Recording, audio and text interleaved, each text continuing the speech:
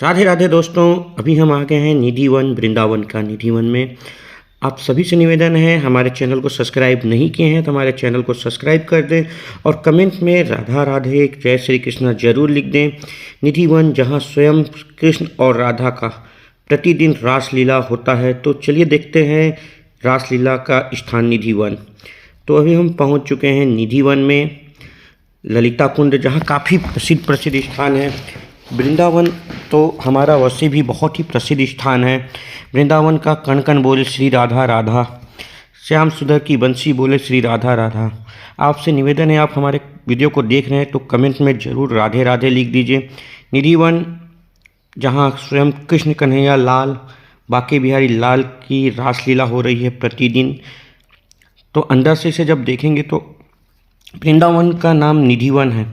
निधि one, Vrindavan मतलब वृंदा मतलब तुलसी, one मतलब जंगल, मतलब तुलसी का जो जंगल है वही हमारा वृंदावन है। वृंदावन में आप आएंगे तो एक चीज़ का ध्यान रखिएगा, पूरी अभी जाली लगी हुई है।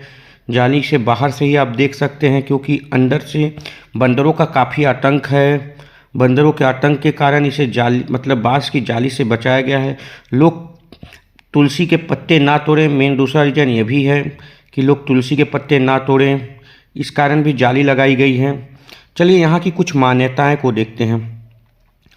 मान्यता यह है कि राधा रानी की कृपा यहाँ बनी हुई है। प्रतिदिन रात को सूर्यास्त के बाद, शाम की आरती के बाद, 7:30 बजे के बाद कृष्ण कन्हैया लाल और राधा गोपी सभी कोई आकर यहाँ रासलीला करते हैं। ये जो तुलसी के पेड़ हैं, ये सभी पेड़ सामान्य पेड़ नहीं है, इसे गोपियाँ कहा जाता है और ये गोपी बन जाते हैं। और यहाँ शाम के 7 बजे 7:30 की आरती के बाद इंसान का छोड़िए, जानवर, बंदर, पशु, पंछी कोई यहाँ नहीं रहते हैं, सभी चले जाते हैं शाम की आरती के बाद। जितने बंदर आपको दिखेंगे शाम की आरती के बाद आपको कोई बंदर नहीं मिलेगा, ना ही एक पंछी मिलेगा, सभी चले जाते हैं। वृंदावन के निधि वन के जो पेड़ हैं 6500 साल पुराने हमारी ये पेड़ हैं। राधा रानी वृंदावन में हमेशा रासलीला की जाती है। इसकी एक कथा और आपको बताता हूँ। यहाँ एक ललिता कुंड है। राधा रानी की एक सहेली ललिता थी।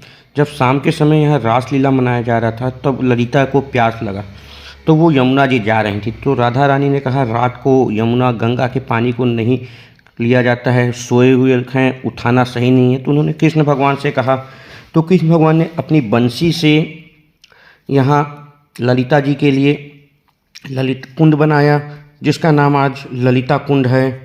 कहा जाता है कृष्ण के समय काफ़ी सभी गोपियाँ कृष्ण के साथ रासलीला रचाना चाहती थीं। तो कृष्ण भगवान ने उस समय 16,801 रूप लेकर जो यहाँ रासलीला किया था निधि वन में, और वो 16,801 रूप लेकर सभी गोपियों के साथ रासलीला किए। आप यहाँ देखेंगे तो निधि वन के जो भी पेड़ हैं, आप देखिए नीचे से सूखे हुए टेढ़े मेढ़े दिखाई देते हैं, लेकिन ऊपर एकदम तुलसी के पेड़, जंगली तुलसी के पेड़ हरे दिखे हैं। इसका मान्यता ये है कि कृष्ण भगवान टेढ़े थे कहा जाता है, इस कारण ये वृक्ष जमीन में टेढ़े हैं। और सूर्यास्त के बाद, शाम की आरती के बाद जब यहाँ बंद किया जाता है तो सभी वृक्ष क्या है कि गोपियों का रूप ले लेते हैं और रासलीला कृष्ण के आने के बाद शुरू कर देते हैं। इस कारण निधि वन की तो रासलीला बहुत ही प्रसिद्ध है। इस रासलीला को देखकर स्वयं भोलेनाथ महादेव जी के मन में भी कृष्ण कन्हैया के साथ रासलीला करने की इच्छा हुई। वो पहुँचे निधि वन, तो गोपियों ने कहा कि यहाँ केवल एक ही पुरुष आ सकता है, वो हमारा श्याम कृष्ण कन्हैया, बाकी कोई नहीं। तो शिव जी तुरंत गए बलराम के पास, बलराम से कहे आप तो यहाँ के राजा हैं, कुछ करिए। तो बलराम जी ने शिव जी को भेज दिया यमुना जी के पास तैयार होने। यमुना जी ने उन्हें गोपी की तरह सजाया, तैयार किया शिव जी को। तब शिव जी वहाँ पहुँचे और कृष्ण के साथ रासलीला किए। कोई गोपी उन्हें पहचान नहीं पाई, पर कृष्ण कन्हैया लाल उन्हें पहचाने। और जब कृष्ण कन्हैया लाल उन्हें पहचाने तो उसी समय बोल दिए गोपेश्वर महादेव। उस गोपी के कारण गोपेश्वर महादेव का नाम दिया गया। राधा रानी को ये काफ़ी बुरा लगा कि इतनी यहाँ गोपियाँ हैं, आज तक किसी को कृष्ण कोई नाम से नहीं पुकारे, पर आज एक नई गोपी आई हैं जिसको नाम दे दिया और अपना नाम दे दिया गोपेश्वर महादेव का। उसके बाद से शिव जी की यहाँ एक मंदिर है जहाँ शिव शंकर गोपी का रूप लिए हुए बैठे हैं। काफ़ी यहाँ प्रसिद्ध जगह भी है, बहुत कुछ देखने के लिए है। कृष्ण कन्हैया लाल के जन्म से लेकर रासलीला तक की इसी में आपको आगे देखने को मिलेगा। बांसुरी चोर का मंदिर। क्या हुआ, राधा रानी ने एक बार कृष्ण भगवान की बांसुरी चुरा ली और बांसुरी चुराने के बाद वो बजाने लगी, तो सभी गोपियों को थोड़ा अजीब लगा कि बांसुरी की धुन किस तरह से आ रही है, लेकिन गोपियाँ आ गईं, कृष्ण की बांसुरी थी। तो तभी कृष्ण भगवान ने उस समय कहा बांसुरी चोर, बांसुरी चोर।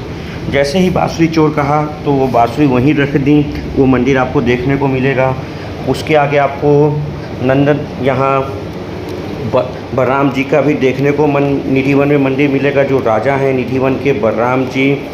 दोस्तों, निधिवन काफ़ी प्रसिद्ध है अपने सुंदरता को देखते हुए, रासलीला को देखते हुए।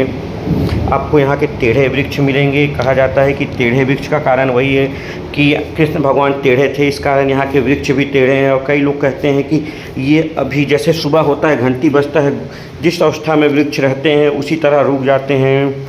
शाम कुछ की आरती के बाद यहाँ लोगों का प्रवेश वर्जित है। इसका मैं आपको प्रमाण बताता हूँ। एक श्रृंगार महल है। श्रृंगार महल में प्रतिदिन शाम की 7:30 बजे की आरती के बाद राधा रानी का मंदिर में श्रृंगार का सामान रखा जाता है, बिस्तर सजाया जाता है, पान रखे जाते हैं, दतवन रखा जाता है, फल प्रसाद रखे जाते हैं। जब सुबह आते हैं तो श्रृंगार किसी ने करके मतलब पूरा यूज किया लेता है, श्रृंगार का उपयोग होता है। बिस्तर जो रहते हैं अस्त व्यस्त फैले हुए रहते हैं, दतवन किया जाता है, पान को खाए रहते हैं, जिसके कारण पान को थूकने वाला जो डब्बा बर्तन रखा जाता है उस पात्र में थूके हुए पान रखे जाते हैं। निधिवन में इसी तरह के पूरे प्रमाण देखने को मिलते हैं। और आपको एक मिलेगा, कई लोगों की इच्छा होती है निधिवन में रात बिताने की, तो उनका समाधि स्थल भी आपको मिलेगा। कई लोग जो होते हैं रात के बाद यहाँ सोचते हैं निधिवन में रात बिताते हैं आज, तो जब वो रात बिताने के लिए यहाँ रुकते हैं तो अगले दिन सुबह उनका मृत शरीर देखने को मिलता है, क्योंकि निधिवन में कोई रात बिता के जीवित नहीं गया है।